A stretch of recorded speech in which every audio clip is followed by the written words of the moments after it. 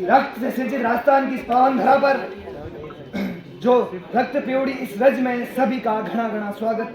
खमा गणी राम राम सा।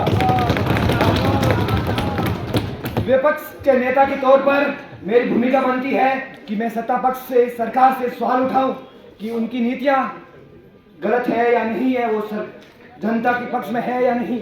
इसी प्रकार ये खामियाजा आम जनता को भुगतना पड़ेगा, उस लोकतांत्रिक मूल्य को भुगतना पड़ेगा।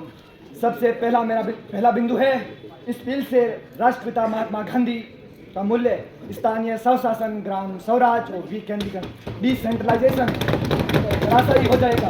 भारतीय संविधान के आर्टिकल 40 बीपीएसपी के अंतर्गत और भारतीय संविधान के कॉन्स्टिट्यूशन 73, 74, 1994 अमेंडमेंट में स्पष्ट तौर पर स्थानीय स्वशासन को स्थान दिया गया है।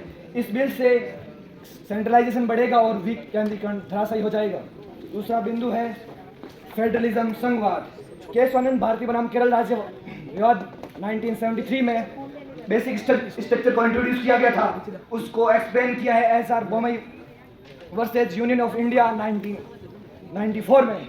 इसमें फेडरलिज्म और स्टेट ऑटोनॉमी को बेसिक स्ट्रक्चर बताया गया है और जो भी बिल बेसिक स्ट्रक्चर से छेड़छाड़ करेगा वह संविधान से छेड़छाड़ी है और ये विपक्ष संविधान से छेड़छाड़ी नहीं करेगा,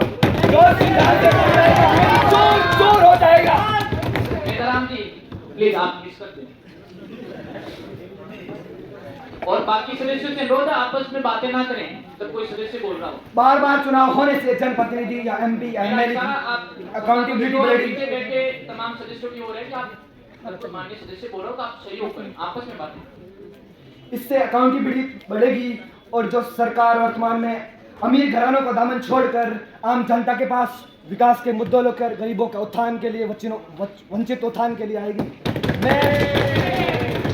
मैं सबसे लास्ट में अपनी वाणी को अपने इस मुद्दे से कर जनप्रतिनिधि होने के नाते मेरी जवाबदेही आम जनता के प्रति है।